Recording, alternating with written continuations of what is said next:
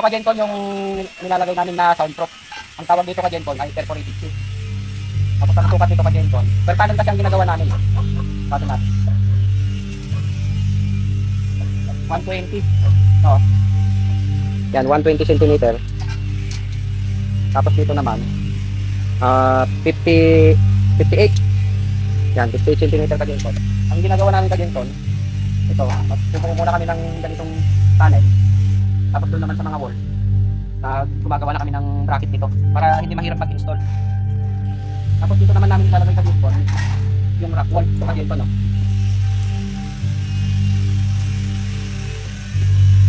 Kita ko sa inyo. So Kajencon yung soundproof na nilalagay namin. Yan, no? Ang tawag nila dito Kajencon ay rack wall. Ang kagandahan nito Kajencon, hindi ito nakitulog. Kahit apoyan mo dyan, hindi yan matutulog. Hindi yan naapoy. Ang sukat naman nito Kajencon, 120 din. Yan o, 120. By 60. By 59. Yan. Ito Kajencon, pagbili namin, ganito na talaga yung sukat. Hindi na namin ito pinutol. Bali, in-order na namin siya na ganito na. Kaya yung panel namin, binasi naman na lang namin kung ano yung laki ng rack wall. Tapos siyempre, hindi naman pwede ito Kajencon na ilalagay dito diretso kasi delikado naman ito sa maintenance. So, ang ginagawa namin, pinabalot muna namin ito. Tawag nila dito Kajencon ay tissue.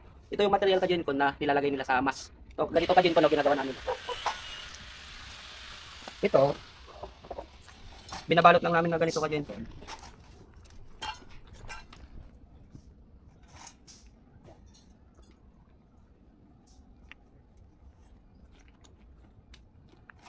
Ganito yung ginagawa namin ng frame. So, ito na siya ngayon Kajencon. Nalagay ko na dito yung rack wall.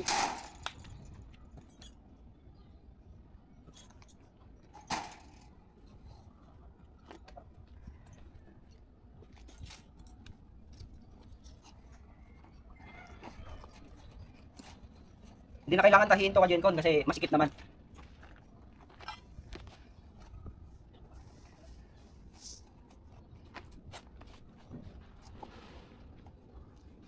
Yan, titignan nyo sikip. Mahirap ilagay oh. So hindi na mahuhulog ito.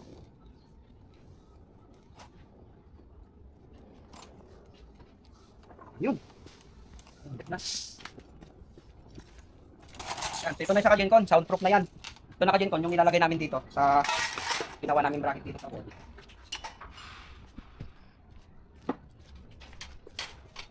Dito na siya Kajencon.